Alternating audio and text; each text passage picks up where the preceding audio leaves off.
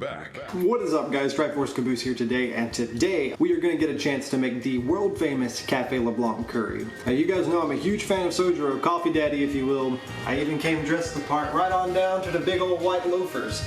So I do hope that we have a chance to get some good curry out of this and get just a smidgen of a taste of what Joker and the crew get to taste on a regular basis. So sit down and get comfy and get a good old cup of joe, and we're going to have us a good old time. Ah, that's good. That's ain't good. I only needed half an apple, so. Apple a day keeps the doctor away.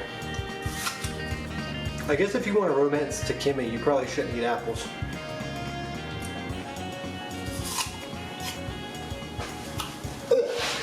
Guys, if you're gonna make this curry, make sure you have a better grater than I do. I thought we had a bigger one, we do not. So I have this little like bootleg grater, and this thing sucks. I didn't film me grating the food because it would just be 15 minutes of me like, oh, don't hit my finger. That's all I've been doing for 10 minutes. You know, guys, I've cooked a lot, but I've never actually cooked with actual ginger root, and I just kind of love the way it looks. Just like a little alien hand to high five. Ooh, you're gonna get grated. Alright guys, so our vegetables are done. I didn't film myself grating them because it was an absolute pain, so let me give you a quick rundown. Grate a tablespoon of ginger, grate you a clove of garlic, grate an entire carrot, half of an apple, and then cut you up an onion. That should give you all of the vegetables that we're gonna need. Now we're gonna move into the roux, which is gonna consist of wheat flour, cumin, a new spice for me, which I'm cooking with for the very first time today, which is coriander. I don't know what it is, I'll Google it afterwards. You got cinnamon, chili powder, turmeric, cloves, nutmeg, alongside classic black pepper. Now I'm gonna get them all laid out neatly on a plate, and we're gonna start this show. I'm excited! Alright guys, like I said, I've never used coriander. I decided to film me opening it and taking a little whiff of it so that way you guys could get my exact impressions. Actually, it smells kind of sweet. Also, we're huge mad that my teaspoon does not fit in this thing. Cumin does not smell at all like I expected it would. It smells a lot more like straight curry. Turmeric smells like spicy dirt. I'm excited to get the cinnamon because it's a spice I actually know how it smells. It's cinnamon. Yeah. Also, I never smelled cloves, so it just smells like Christmas. And nutmeg to finish it off here. Nutmeg smells like citrus pie. Well guys, I'm mad. I tried to make a nice little palette using all of the spices at hand, but old turmeric there decided to actually be spicy dirt and ruin the appeal of the whole thing. So now I'm just really big mad about the whole thing. Alright guys, so what we're going to be doing next is making a roux for the curry. So what we're going to do is put 4 teaspoons of wheat flour into a warm pan. It doesn't have to be anything big, just something very simple. If you want to get something soft like a wood spoon or something like that, you can move it around. You're going to brown the flour without burning it. And then once that's done, we'll go ahead and combine in the other spices that I already detailed. Again, I will put the amounts down below in the description. Once we do that, we'll have our curry roux, and then we'll pick up from there on. So first off, let's go ahead and get our flour into this roux. 4 teaspoons should do the trick. 1. I already have my pan on a low heat. Oh, look at that boy go. 4 teaspoons, that way we can get that roux started. Now you may be asking me, Triforce, what if I don't have wheat flour? Well, all-purpose flour will work just as fine. It is completely fine either way. So basically what you want to do is continue just moving around this flour until it begins to brown in some capacity. Once it begins to brown, we'll add in the other spices, and then you'll cook it till the aroma gets to be pretty strong. As you can see, I'm not going to be doing a good job of kiwi. We'll just cover it with that.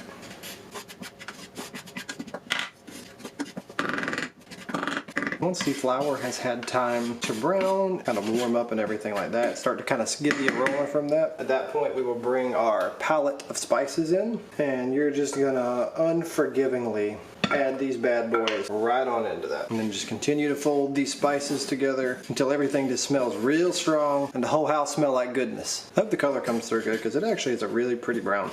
Now when this is done, you're going to want to transfer this to a separate container. I have a big glass bowl here that we're going to transfer this over to, and then we'll pick up on these second steps. Hey! Ooh, spices in the air. What we're gonna do is we're gonna get the next step, which is the beef together. I've got some chuck roast that I've cut up. You're gonna need about ½ pound of that for this recipe. And then I'm gonna go ahead and pop open the bottle of red wine so we can get started on browning that meat and getting ready for the next step. All right guys, first issue of the night. Not a big one, small one, we'll overcome it. I have a bottle of wine here, red wine, for the beef portion of this. Kim and I don't drink. We don't have a corkscrew. let's get crafty. So ladies and gentlemen, the internet has told me that I need to get a sharp serrated knife and attempt this. So let's use the table. That's not gonna work. We'll take two. We're back with a sharper and angrier knife, and I'm gonna see if I can do this on camera. I have big hate for this. Come on, we're turning. God, Sojiro would not be proud of me. If I'm not careful, we're just gonna push it in there, which I guess is okay.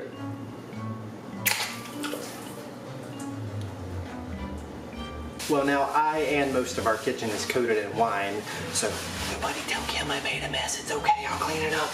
I'll clean all of it up. It's fine. Alright guys, so for step 2, what we're going to do is put just enough oil in the bottom of this pan that we can brown our roast meat. Like I said, you need about half a pound, somewhere between half and 3/4 of a pound. And then once this oil gets hot, we can brown the meat. And then once the meat starts to get brown, get soft, we can add in the wine and cook it down. Then we'll have us a good old time. Once it starts sizzling, you can go ahead and add in the entire mixture. And by mixture, I mean just beef. And then you're just going to keep that stirred as it browns. That is a hot pot. Just make sure the meat tenderly cooks. God, finish your sentences, Hulk. We're getting there. Not quite all the way done, but we'll be there in a matter of no time. So what'll happen, we're going to go ahead here in just a second and add in a full cup of red wine that I butchered upon opening.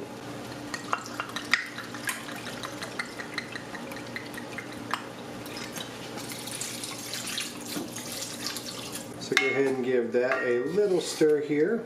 And then just as soon as you've got that stirred up here, we're going to add in 3 cups of water. Once that's done, you'll start right back up on the stirring. Make sure everything is good to go. And then you're going to want to bring this to a boil. And then just let it sit until the meat becomes tender. So I'm going to turn up my heat until the boil starts, and then we'll check back in on it. This process takes a bit. Alright guys, so once we end up taking the other pot off of the eye, put about 3 tablespoons of oil into your pan, just enough to coat the bottom of it, and go ahead and add your chopped onions. We're going to need to cook those until they're a nice amber color. Put it on a low heat. It's going to take a little bit, but it's going to be worth it in the end. We're just going to check back in on it in a minute. I'm not going to make you guys watch the whole sped up me stir. We're going to snap, and we'll be brown. Hey guys, Triforce here. Real close to the camera, I won't be too much in the way. I just want to say I hope you're having a wonderful day. And if anything in life's trying to get you down, if anything's trying to bring you down, just while these onions cook, take a second to remember you are worth something. You deserve a smile on your face. And no matter what negativity tries to bring you down in life, you deserve happiness. Take a second to appreciate yourself and enjoy a smile today. So guys, what's going to happen as these onions begin to become brown in color is we're actually going to go ahead and get our ginger, our carrot, our garlic, and our apple and add directly into this mixture. As well as once that cooks for just a few seconds, let all the flavors kind of meld together, we're going to be using the roux that we made. So all of the spices we cooked with the flour will be going right back in on top of that, and then we'll keep it going. I will keep you guys updated in just a second. Grated apple and also grated garlic. I am thou, thou art I, stick a needle in my eye. Ignore the sound of plates. So now you're going to cook this up for just a few minutes, make sure none of it sticks, and then we're going to go ahead and add in our ingredients. Might want to go ahead, like I am currently, and turn that heat down to prevent anything from burning. So now guys, once you get this all set up, we're going to go ahead and add in, ignore that, the spice mixture for our roux. Once that's stir fried for a little bit, we go ahead and add in our spices, and you're going to want to go ahead and fold these together to get a nice thick consistency prior to moving to the next step. Make sure it doesn't stick, so you want to be directly attentively on top of this. Once that's done, you're going to want to go ahead and grab a ladle or another big spoon of some kind. We're going to go ahead and transfer the meat right on over. It's okay to grab some liquid. We're going to have to use some of the liquid that was cooked as well to give us that nice curry broth. Don't get too much. Mainly what you're trying to do with the liquid is just enough to coat the bottom of the pan. It's going to take me a second here just to get all this meat out and make sure I don't miss any of it. Might be a good idea as well as you add stuff to go ahead and start stirring to prevent any of it from sticking to the bottom or caking or anything like that. And go ahead and get... It's going to get a little thick, so you want to make sure you keep it off of the spoon as well so you don't drag any out as we go along. Here's where things get interesting, because this is where Coffee Dad, Sojiro himself, has a set of secret ingredients that give LeBlanc coffee that perfect taste. So I'm gonna go through, tell you how much of what, and we're gonna go through and add it. Starting with about a tablespoon of semi-sweet bitter chocolate. Up next, it wouldn't be Coffee Dad's curry without 1 teaspoon of instant coffee. Secret ingredient train keeps rolling with 1 teaspoon of yogurt, plain yogurt. Up next, we're gonna go ahead and add in 1 tablespoon of honey. Up next on our list of secret ingredients is 1 beef bouillon cube. And then on top of that, you can go ahead and just add some salt, not that much. Take a pinch of that and add some salt to taste. There we go. So now you're gonna go ahead and give all of those ingredients a nice stir. Make sure everything gets blended in properly. And then we'll go through what will be the final ingredient as a nice little topper on this curry. For what it's worth, guys, this curry smells amazing. I've never made curry before. I think I got a little bit on the edge of the pot there. It's fine. So I didn't know what to expect going into this. It's time consuming, but it's not very difficult. Adding the coffee and the chocolate gave it a much different aroma than it had prior, but it's not a bad aroma. It smells, honest to God, pretty fantastic. So then to top this all off, once you get all of this going, you're gonna wanna toss in a tablespoon of butter, let that melt for a second, and then stir that in. Yeah, so after the butter begins to melt, you guys are gonna stir this. You're gonna wanna cover it, turn your eye as humanly low as possible. And then you're gonna wanna simmer this anywhere between 15 to 20 minutes. You can even simmer it up to an hour. Honestly, what's gonna come down to is how thick you want your sauce and what texture and consistency you guys want. So I'm gonna stir this butter in. I'm gonna slap a cover on this pot. I'm gonna get some rice going to serve this with, and we're gonna check back in on it just as soon as it's done. All right, guys, so after a bit of deliberation, a lot of determination, and some procrastination, we have finally completed Sojiro's Cafe LeBlanc curry. Now, I haven't tried it yet. I've been waiting until I actually get back on camera to give it an old shot, so we'll see. I'm about to plate it up with some rice and see if I did it. We're fine. See if I did old Coffee Dad justice. I will check back with you guys just as soon as it's plated. All right, guys, so moment of truth time. Was all of the hassle worth it? I got my curry, I've got my rice, I've got my hopes and dreams. I'm keeping the apron on for the sake of just sending that good juju. Picture it, just get back from the metaverse. You're tired. Morgana's meowing in the background. You sit down, Sojiro greets you with curry. Ooh, boy. Just set the mood. You're hungry, did some heart changing, you can't get nothing on your spoon because your hands are shaking.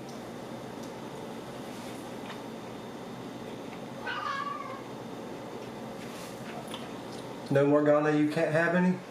It's really interesting. You can really taste Sojiro's secret ingredients, that being the apple and the instant coffee. Chocolate adds a nice sweetness along with the honey. I would definitely recommend this, especially if you're a big fan of the Persona series, especially Persona 5. You spend a lot of time with Sojiro, a lot of time with Futaba. This curry is talked about all of the time. I highly recommend if you guys get the opportunity to make it, give it a shot. It takes a little bit of time to put together, but I'm about to chow down and have me a good old time. Alright guys, so final thoughts on the Cafe LeBlanc Sojiro's curry. I really like it. I think that I've had some time to eat it and think about it and really kind of mellow over the flavors. Kim was not as big of a fan of it as I was, although I will say I think moving into making it again, I would adjust and probably do half the amount of ground cloves, or even no ground cloves. The cloves can be a bit overpowering, and even though there's a lot of balance in the dish, I do feel like the cloves came through a little bit strong. You can taste it in a lot of bites. Other than that, I wouldn't change too much about the recipe. I really enjoyed everything else. Chocolate, coffee, apple, all that stuff melded together really well. So yeah, maybe at some point I'll do an updated shot at this and we'll see how it goes. But I can say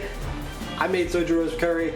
I had a lot of fun doing it. I'm not gonna change because I'm about to go pop on Twitch and stream some Persona 5. So I hope whenever you guys watch this, you guys have a wonderful day. Feel free to toss me a like and subscribe. YouTube content will be coming more so in the future. I appreciate you guys. Have a wonderful day. Keep the dark thoughts away and a smile on your face. I love you guys.